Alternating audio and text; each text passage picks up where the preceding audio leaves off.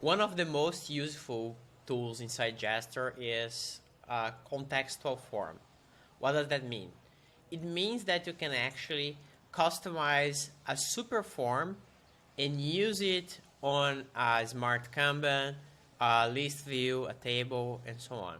So basically what that means, it means that instead of having a normal form, so that's the standard form that you have, it's already built in the platform and everything, so you have your chat, your record data here, connected data, and so on.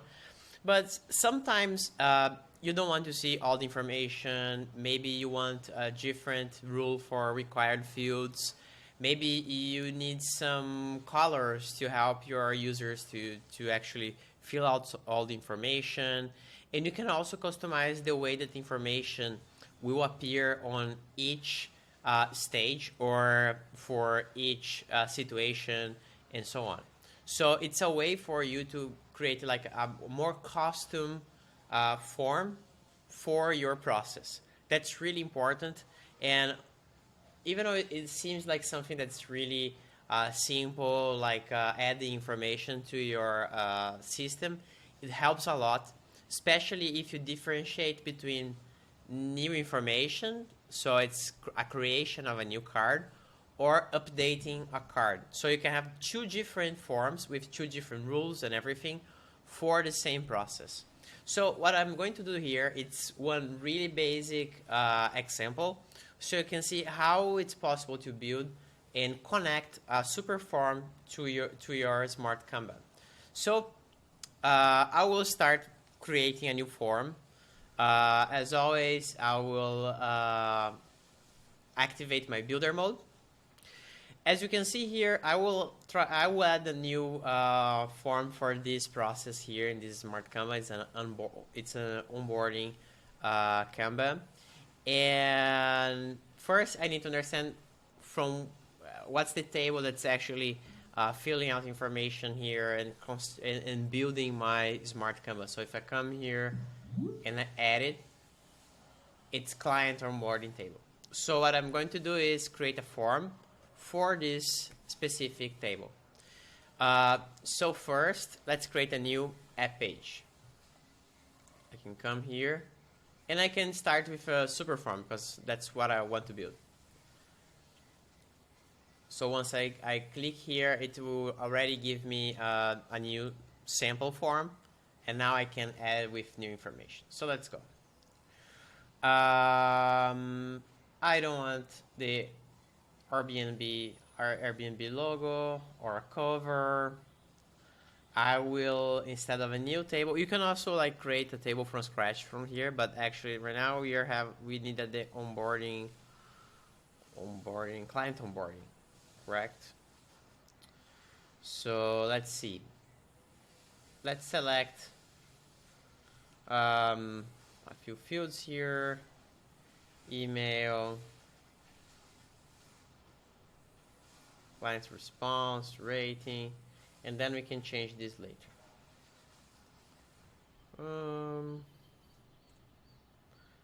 First meeting, second meeting, expect to meet, stage. Yeah, that's okay.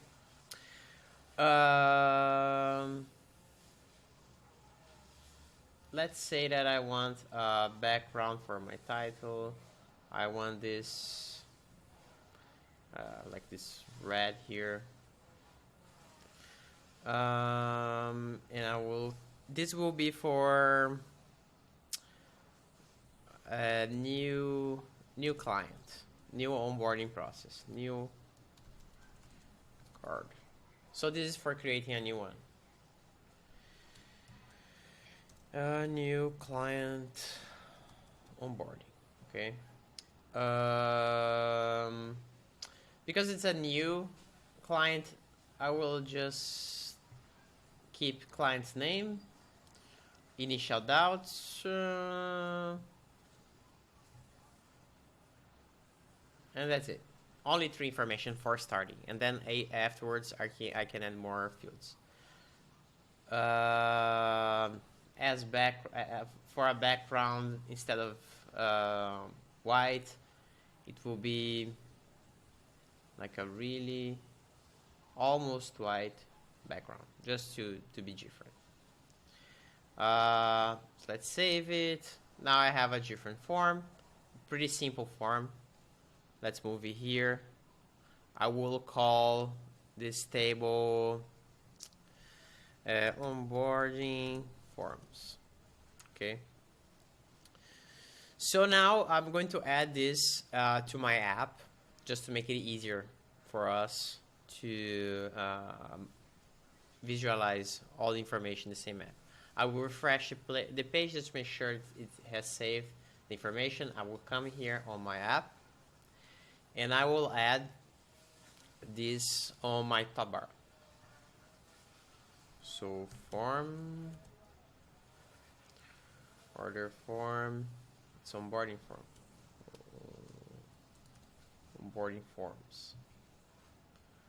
Okay, and I just excluded also dashboard because I don't need it right now. Save. So now I have my form here.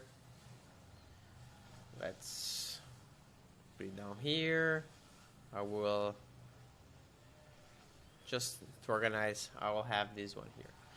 So right now, if I want to add a new card here, you can see that I don't have the plus sign here, so I'll activate it.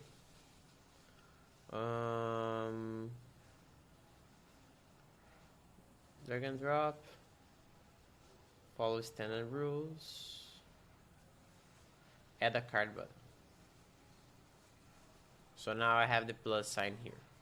Okay, so you can see it's a new record. It's just the standard information, the standard form that I have here.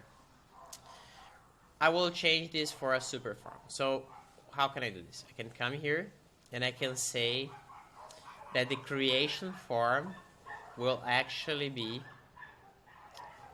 it will be from onboarding forms.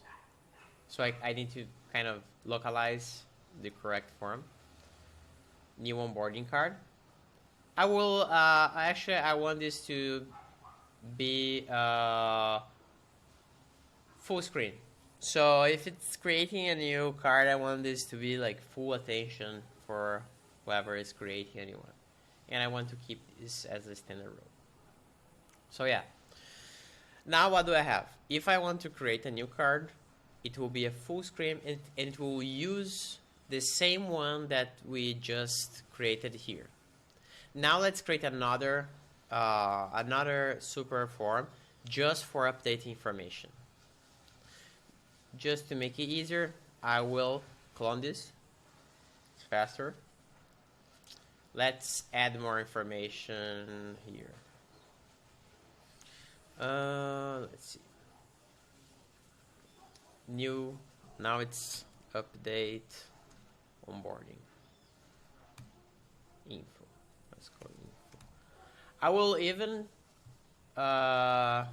I will even change the color for my background, title background. It will be lighter. This one will be lighter. I will change the background again from a really light color. And just as an example, I will add more fields here just to show you guys. Like, and one thing that's interesting, if you are creating an update form, now you have information regarding when it was created, who was the last one, who added the card, and so on. So now you can actually, it's actually useful to add this kind of information here.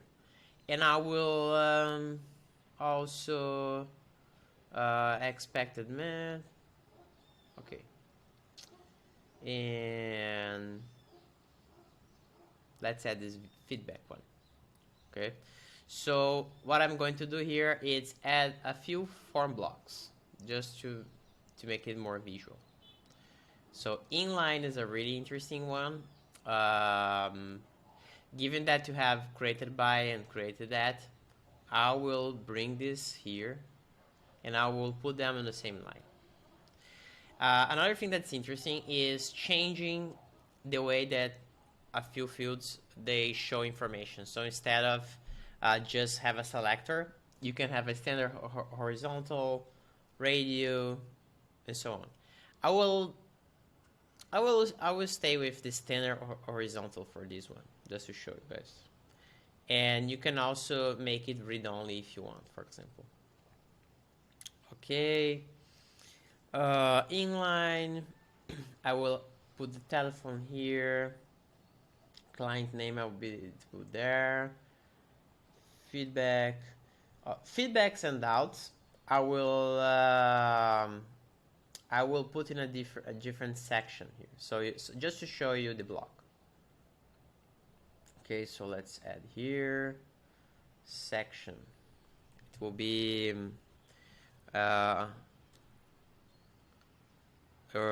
info. More info. Just to comment. Feedback. Just to give you an example. So what you need to do is basically sandwich this information here. Okay. I have this. Yeah. For now, let's just save to see how it's going. So now what do I have? I have a form with a bit more information than the other one, as you can see. And I have a section, I have some buttons. Let's say you can see here I have a created at and created by as well.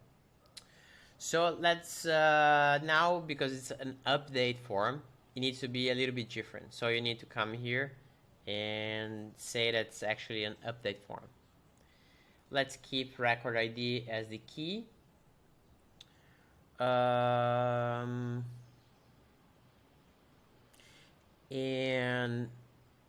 let's add a conditional as well, just to show you guys how it works. So if I will come here and say show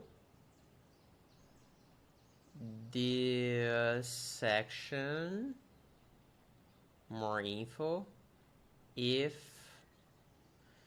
expectations is any of no. Let's see if it works. Save. So here we need to select, it's a update form, so we need to select a name. As you can see here, it's not showing anymore the section because I didn't put any information, but let's say it didn't meet expectations. Now I can see more information. So now here what we have? We have form blocks and we have also a conditional, just as an example.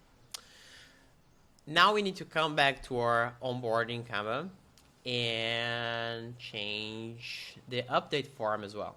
So as you can see here, you have two different forms that you can select. I will come here, onboarding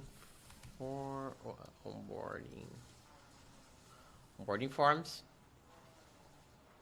I will actually now move it to the right panel. I think for updating it's better.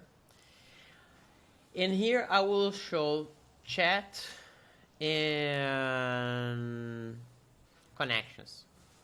I can have all of them, but for now I just want both. Let's save. And now if I have here Brian, I select the wrong form. So it's not the new onboarding, it's update, of course, form. Brian, now we're talking. So now what do we have? We have the update information for Brian. So I have the name, telephone. I can say expectations met, no, add information, save, and that's it. I also have the chat here and all the other tools that you need. So that's a quick summary of using contextual forms and super forms for your Canva, but it's the same process for buttons like this one, or list view, tables, and all the other tools that we have for data inside your Jestor app. Okay, see you.